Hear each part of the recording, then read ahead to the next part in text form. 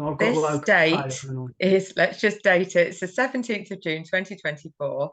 I am in the room with Chris Freer, a fellow experiencer of multiple sclerosis and also a coach and an amazing human being. And we are talking about beliefs. And if we just go back a little bit, Chris, because when we first started speaking to each other, it was my beliefs that the core beliefs that you really wanted to help me with, wasn't it? So can you tell us a little bit about why that is? Well, because I think that via our beliefs, our core beliefs, we shape our life. We create the life that we are living. And for me, on my journey with multiple sclerosis, which has been a very interesting one, I will say that, and it's one that's taken me to the absolute darkest, deepest depths of despair, really. Um, and it almost ended my life. It almost ended my life, but it didn't. And in that dark place, I did find a light. And I've been following that light ever since. And on my journey, I realized that a lot of my beliefs around health and recovery have been installed in me by other people's views. Most of them being health professionals, the press, my parents, you know, social media, all of those things. But actually, I think on my journey, I have come across and met and spoke to some people that seem to have been able to take control of what is billed as an incurable illness and take control and actually thrive with the illness.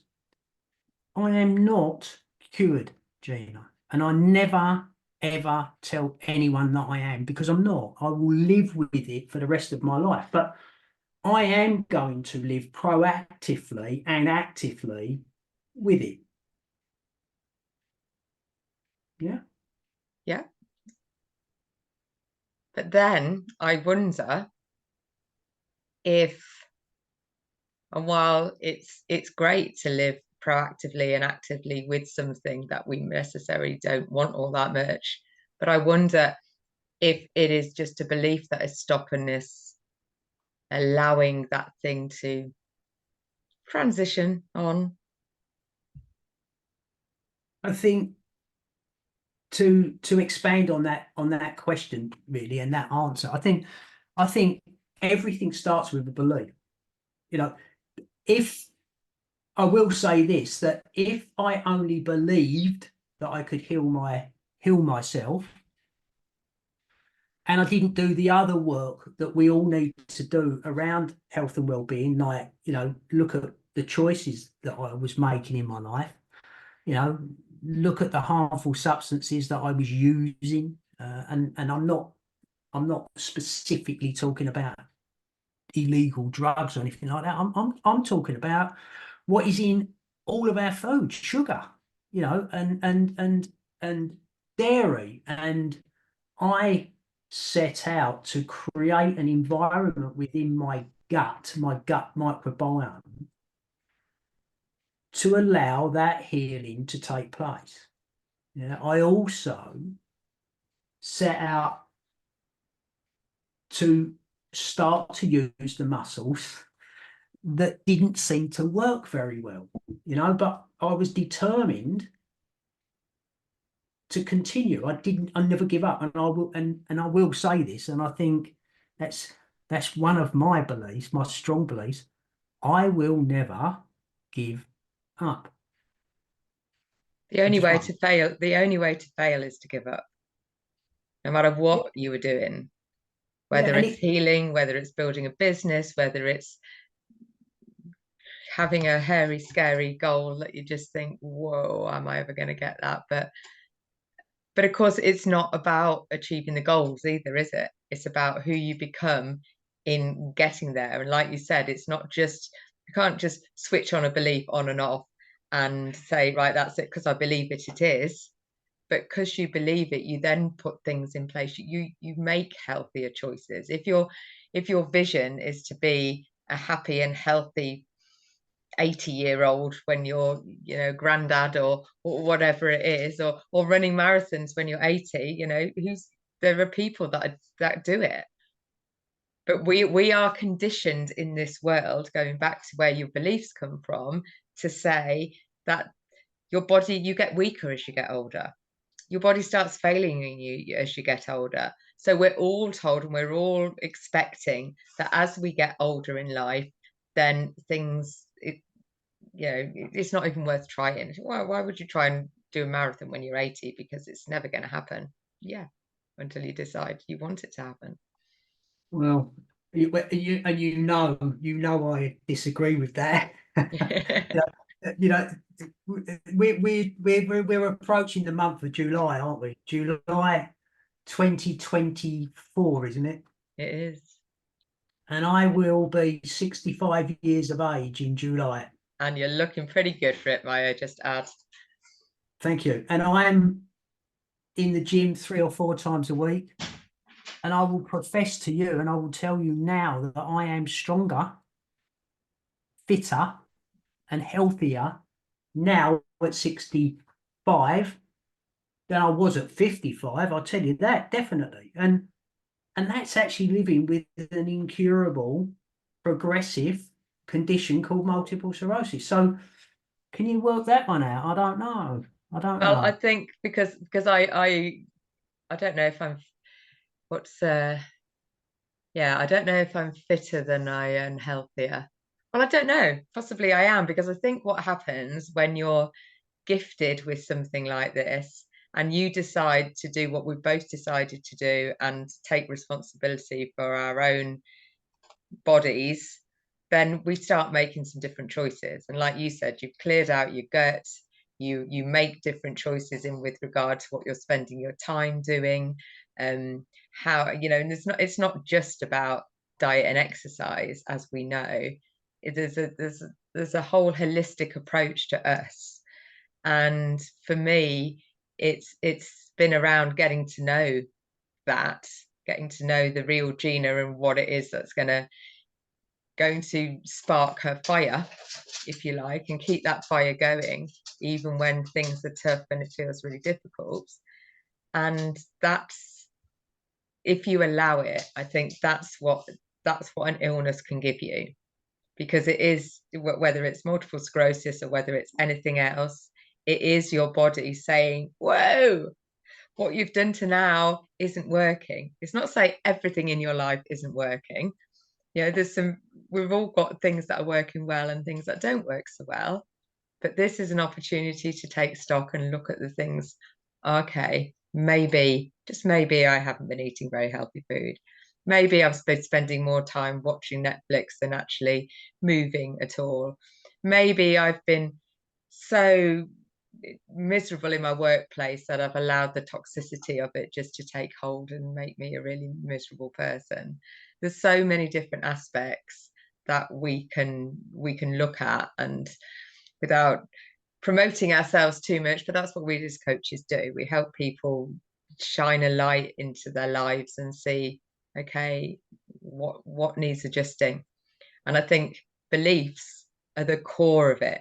So whether it's changing your diet, whether it's upping your exercise, whether it's changing your relationships or your job, all of those things are going to be held there by a belief that usually, that, I don't know, I'm not good enough. I'm not going to be able to get anything better than this. I'm too old to try something new. It's better the devil you know than the better, you know, all these type of things that we tell ourselves to stay stuck. And we don't have to stay stuck. Yeah, and we were having a conversation before you pressed record, wasn't we? And hearing you talk there, and I was talking about when we are born, right? We are a blank canvas. We're born into this world and we're a blank canvas. And I know that there are some studies to show that we start to form our view of the world from the experiences that the mother is having after 3 months of conception. And I know there are some studies that show that. But to all intents and purposes, we are a blank canvas. And no one actually teaches us how to walk, do they? You know, we kind of work that one out all on our own, right? And no one actually teaches us how to play and play in that fantasy world. We're amazing children that can create whatever we want to in that play environment. But what happens is other people start to install their view of the world in our thinking, okay? And that starts to create our beliefs, our core beliefs, right? Because before that, anything's possible, isn't it? You know, as a child, anything's possible in that playground environment. Anything's possible, isn't it? We can imagine anything, but other people install our beliefs, and that's the thing that gets in the way and holds us back, in my opinion. I'd agree with your opinion. It definitely does. And my own journey of working with beliefs. So I think once I opened the door of personal development, opened the door of mind-body connection, opened the door of recognizing that the beliefs that had given me the structure of the world that I thought was right is not necessarily, say, right or wrong, but it's not necessarily all there is. There are options, there are other doors to be explored, but most of the time we don't even go near the doors because, I don't know, maybe we don't even recognize it as a door. Maybe it just looks like a wall or something like that. But actually, when you press it or you get the secret code, the door opens and it's a whole another world that we're entering.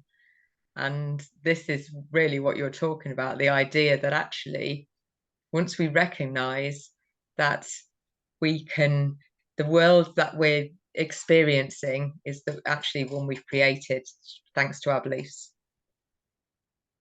Yeah, absolutely. Yeah, absolutely. You know, our beliefs create our thoughts, and thoughts are only thoughts, aren't they? They're not reality, you know?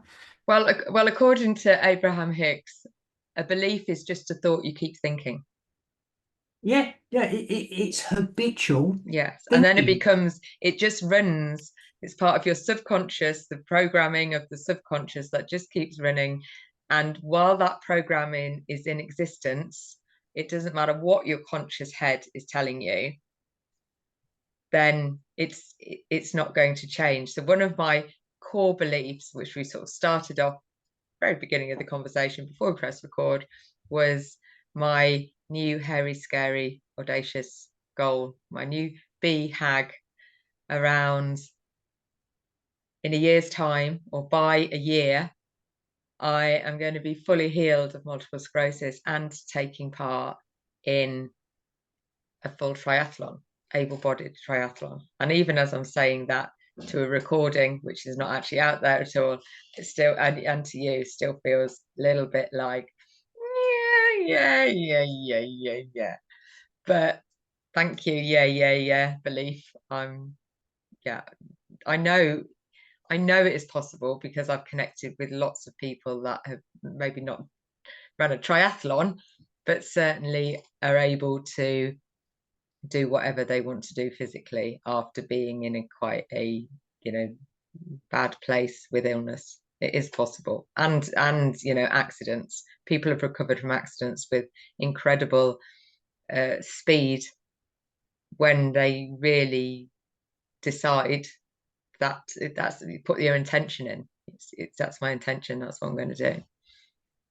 And that's what I'm going to do. So you talked about at the beginning, yeah, a different level of commitment, and it still feels a little bit scary, but yeah, I am committed. I am going to do that thing. I am going to.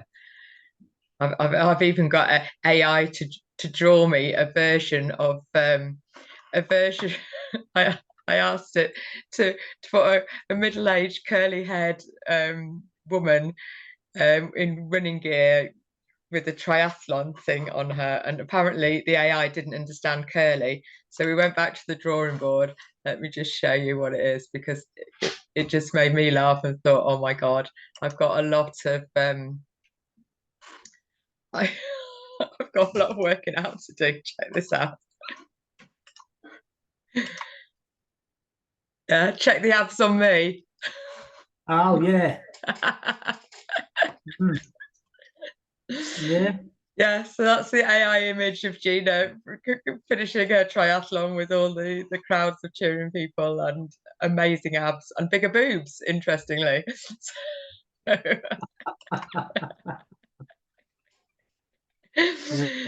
Well, So that's quite fun. what do you know what I celebrate? I celebrate the decision that you've made, and I really do, you know. And I have no doubt that you will achieve that goal. I have no doubt.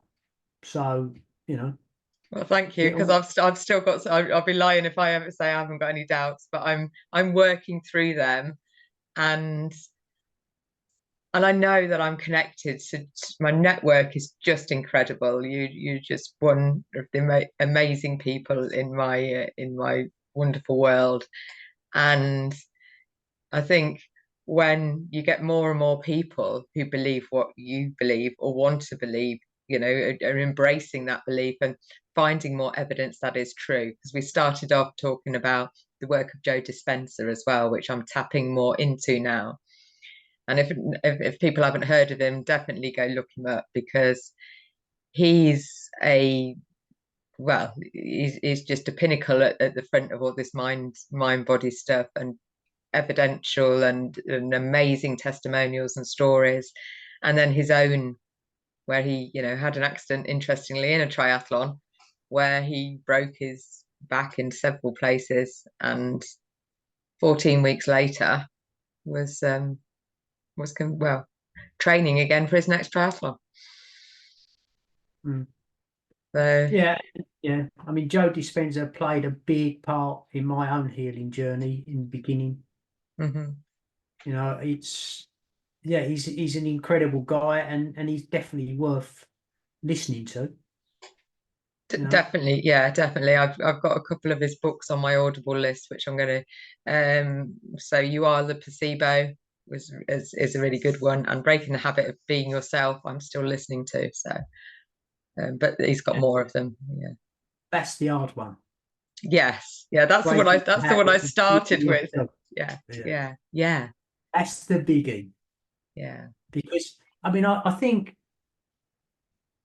you know, and I don't want to bring this conversation down, if you like, but when my life changed, when I actually tried to end my life, really. Wow. And you know, it's not something I recommend for anybody, but for me, it wasn't meant to happen. But I realised at that time that I'd had zero love for myself. I'd always put others' needs before my own for all my life, and that's how I'd been taught, you know. And when I realised that fact, and I started to explore why I'd never had any love for myself, and I started to open up to the emotional side of me as a man, if you like. And I started to learn to love me, not in this sycophantic, you know, world. It just, you know, we have Appreciate you. yeah, yeah, just you know, we this piece of machinery that we've been given, that we've got a brain on top of, is an amazing bit of kit.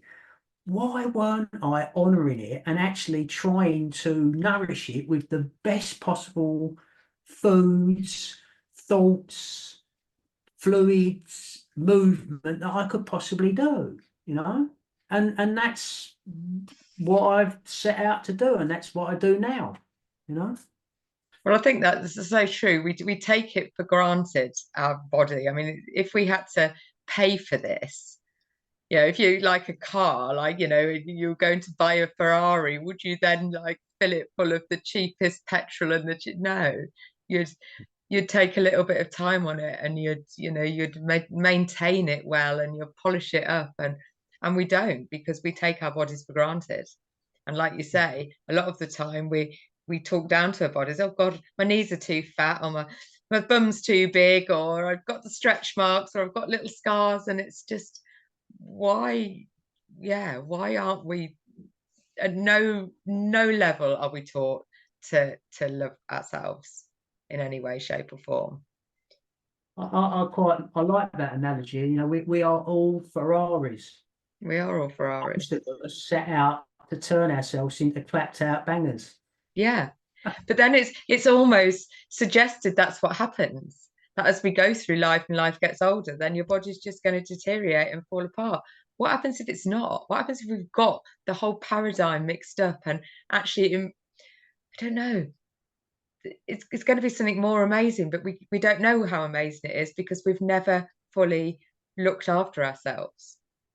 Because we now live in a world where actually the food that we eat, even with the best will in the world, it is difficult to get some decent nutrients inside you that have been actually grown in a loving and sustainable way. You have to be pretty dedicated, and even then, you know, a lot of it is down to, let's just actually trust and hope, and yeah, intend that the food I'm about to eat is full of the nutrients that I need, because the whole systems that we're working in doesn't support that belief. In fact, quite the opposite. They all support the beliefs that things are going to get worse. There's not much point trying. You might as well, you know, go to the doctors, they'll give you a pill, and the pill, you know, make you worse, make that bit better, and then make these bits worse. But then you can take another pill and it's fine. Before you know it, you're rattling down pills, hoping that you can just carry on going to the pub every week and,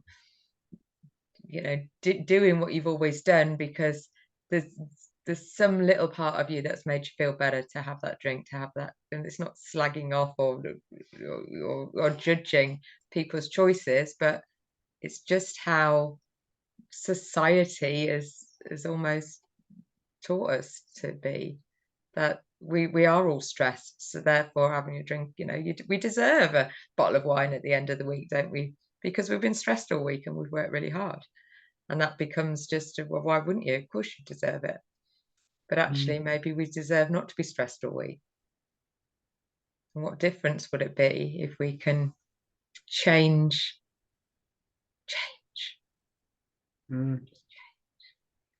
What do you have to do to get change? What you have to do to get change? Yeah, you have to take your clothes off, don't you? Well, I know, but you have to change, don't you? Yeah, you have to change. You have to make the decision to. Yeah, and it starts with one choice, doesn't it? You know, just make one choice of change, and stick to it, and then make another one and stick to it, and yeah. I mean, yeah. I mean, we're talking about really deep stuff here at the moment, and I don't really think that we can truly do this justice on this, you know, on this short recording, I think. But I would really welcome deeper conversations about this. I mean, I don't know about you. What do you think? Definitely, I think healing is deep, and by the time that we get to a diagnosis stage, you know, there's been a lot of years of ignoring and letting go of, and maybe chasing doctors round to try and get a label for us, whereas actually it doesn't matter what the diagnosis is, whether it's MS or Parkinson's or diabetes or any of the other big things. it's an opportunity for us to start looking inwards, and that, I think, is the where our health system lets us down, because we're always trying to look for answers outside and not within. Yeah, I mean, we have a chronic health explosion in our communities now. Yeah. And it doesn't really matter what label gets attached to you, right? It's still a label, right? And that label will come filled with negative messages and pharmaceutical drugs. Okay. Mm-hmm. Now, my particular label and your particular label is MS. Yeah. Someone else, it will be type 2 diabetes, could be Crohn's, it could be not. But 80% of those chronic health condition labels are lifestyle related. And I truly believe, and this might be controversial, but I truly believe that my MS diagnosis was myself sending me a love letter to say, look, mate, what you're doing ain't working. Change your ways, right? But I got completely involved in all of the negative messages that came with MS. And I believe every single one of those negative messages was going to happen to me, until I changed, until I woke up, really, I think, and it's the same for whatever label someone else gets given. And I know I'm being controversial, but I'm telling the truth, and it's coming from my heart, and it comes with that emotion of love. I don't know how you feel about this, and I don't actually remember ever asking you this, but how do you feel when you see on the news or you read in the press or something like that, when they're talking about some sort of breakthrough in the MS arena, right? It's almost always prefixed with people suffering with. Yeah. I hate that. I hate that, because if you're newly diagnosed and you hear that message, you think, oh my God, I've got it. I'm going to suffer with this condition. I've got the condition and I've never been happier. Ditto. Well, there you go. I'll tell you what, I've got the condition, and my sort of waking up was not necessarily about loving myself. It was more around the direction that I was going with in life. And I think there's a lot of people with the label of MS that will probably resonate with you weren't putting yourself top of the priority list. And not just, this is why I think there's a explosion of chronic illnesses, because we as human beings don't put our own needs first.